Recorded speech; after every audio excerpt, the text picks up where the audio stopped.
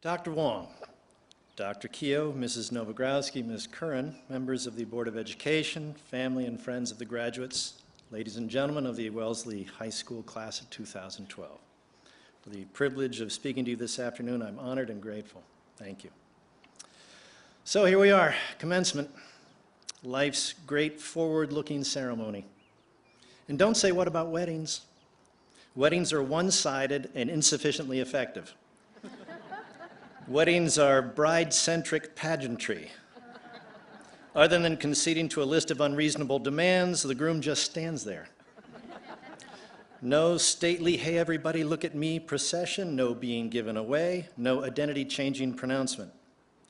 And can you imagine a television show dedicated to watching guys try on tuxedos? Their fathers sitting there misty-eyed with joy and disbelief. Their brothers lurking in the corner, muttering with envy. Left to men, weddings would be, after limits testing procrastination, spontaneous, almost inadvertent, during halftime, on the way to the refrigerator. And then there's the frequency of failure. Statistics tell us half of you will get divorced. A winning percentage like that will get you last place in the American League East. The Baltimore Orioles do better than weddings. But this ceremony, commencement, a commencement works every time. From this day forward, truly, in sickness and in health, through financial fiascos, through midlife crises, and passively attractive sales reps at trade shows in Cincinnati. Parents get that. Through diminishing tolerance for annoyingness, through every difference, irreconcilable and otherwise, you will stay forever graduated from high school, you and your diploma as one till death do you part. No, commencement is life's great ceremonial beginning, with its own attendant and highly appropriate symbolism. Fitting, for example, for this auspicious rite of passage is where we find ourselves this afternoon, the venue. Normally I avoid cliches like the plague, wouldn't touch them with a 10-foot pole, but here we are on a literal level playing field. That matters, that says something. And your ceremonial costume, shapeless, uniform, one size fits all. Whether male or female, tall or short, scholar or slacker, spray-tanned prom queen or intergalactic Xbox assassin, each of you is dressed, you'll notice, exactly the same. And your diploma, but for your name, exactly the same. All of this is as it should be because none of you is special. You're not special. You're not exceptional. Contrary to what your U9 soccer trophy suggests, your glowing 7th grade report card, despite every assurance of a certain corpulent purple dinosaur, that nice Mr. Rogers and your batty Aunt Sylvia, no matter how often your paternal caped crusader has swooped in to save you, you are nothing special. Yes, you've been pampered, cosseted, doted upon, helmeted, bubble-wrapped. Yes, capable adults with other things to do have held you, kissed you, fed you, wiped your mouth, wiped your bottom, trained you, taught you, tutored you, coached you, listened to you, counseled you, encouraged you, consoled you, and encouraged you again. You've been nudged, cajoled, wheedled, and implored. You've been feted and fawned over and called sweetie pie. Yes, you have. And certainly we've been to your games, your plays, your recitals, your science fairs. Absolutely, smiles ignite when you walk into a room, and hundreds gasp with delight at your every tweet. Why, maybe you've even had your picture in the Townsman. And now you've conquered high school, and indisputably here we all have gathered for you, the pride and joy of this fine community, the first to emerge from that magnificent new building. But do not get the idea you're anything special, because you're not. The empirical evidence is everywhere, numbers even an English teacher can't ignore. Newton, Natick, I'm allowed to say Needham, yes? That has to be 2,000 high school graduates right there, give or take, and that's just the neighborhood ends. Across the country, no fewer than 3.2 million seniors are graduating about now from more than 37,000 high schools. That's 37,000 valedictorians. That's 37,000 class presidents, 92,000 harmonizing altos, 340,000 swaggering jocks, 2,185,967 pairs of Uggs. But why limit ourselves to high school? After all, you're leaving it. So think about this. Even if you're 1 in a million on a planet of 6.8 billion, that means there are nearly 7,000 people just like you.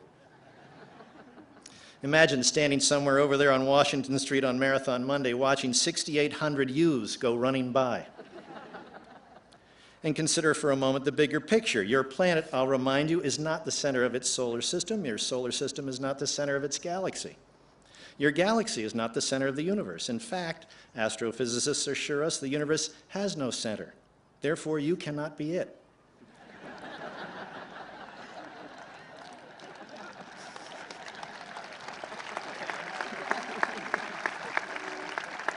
Neither can Donald Trump, which someone should tell him. Although the hair is quite a phenomenon. But Dave, you cry. Walt Whitman tells me I'm my own version of perfect. Epictetus tells me I have the spark of Zeus. And I don't disagree. So that makes 6.8 billion examples of perfection, 6.8 billion sparks of Zeus. You see, if everyone is special, then no one is.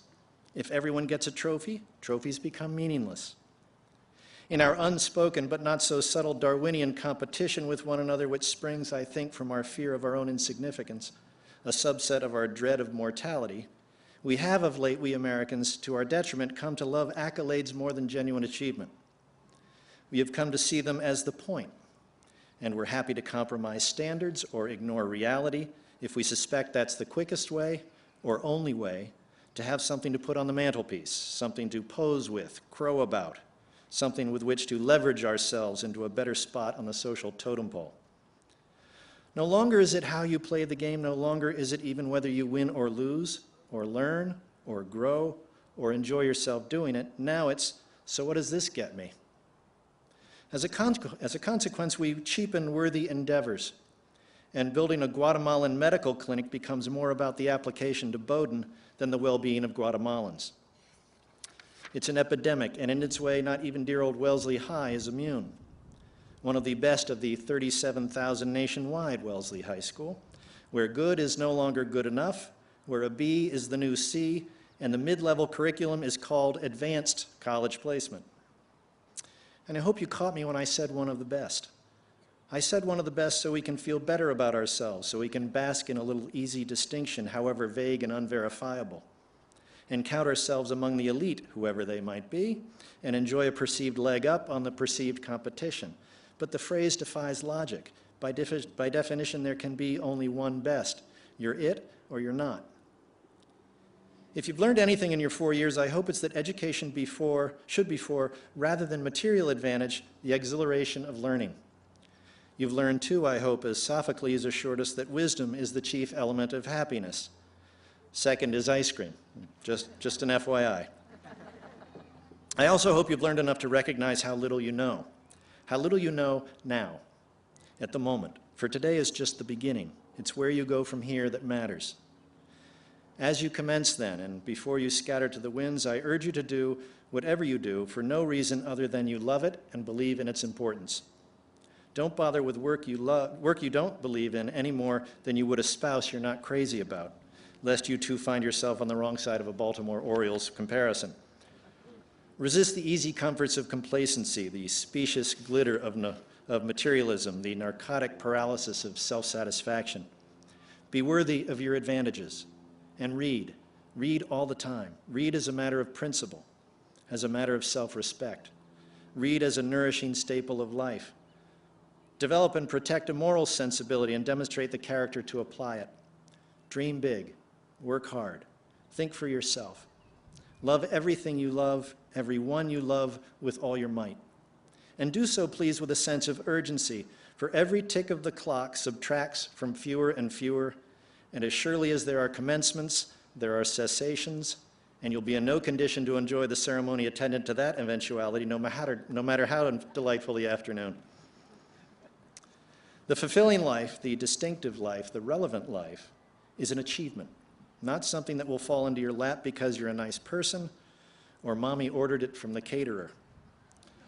You'll note the Founding Fathers took pains to secure your inalienable right to life, liberty, and the pursuit of happiness. Quite an active verb, pursuit. Which leaves, I should think, little time for lying around watching parrots roller skate on YouTube. The first President Roosevelt, the old Rough Rider, advocated the strenuous life. Mr. Thoreau wanted to drive life into a corner, to live deep and suck out all the marrow. The poet Mary Oliver tells us to row, row into the swirl and roil. Locally, someone, I forget who, from time to time encourages young scholars to carpe the heck out of the diem. The point is the same. Get busy. Have at it. Don't wait for inspiration or passion to find you. Get up, get out, explore, find it yourself, grab hold with both hands. Now, before you dash off and get your YOLO tattoo, let me point out the illogic of that trendy little expression, because you can and should live not merely once, but every day of your life. Rather than you only live once, it should be you live only once, but because ELU doesn't have the same ring, we shrug and decide it doesn't matter. None of this day seizing, though, this ELUing, should be interpreted as license for self-indulgence. Like accolades ought to be, the fulfilled life is a consequence, a gratifying byproduct. It's what happens when you're thinking about more important things. Climb the mountain not to plant your flag, but to embrace the challenge, enjoy the air, and behold the view. Climb it so you can see the world, not so the world can see you. Go to Paris to be in Paris, not to cross it off your list and congratulate yourself for being worldly. Exercise free will and creative independent thought, not for the satisfactions they will bring you, but for the good they will do others, the rest of the 6.8 billion, and those who will follow them. And then you too will discover the great and curious truth of the human experience is that selflessness is the best thing you can do for yourself. The sweetest joys of life then come only with the recognition that you're not special, because everyone is. Congratulations, good luck, make for yourselves, please, for your sake and for ours, extraordinary lives.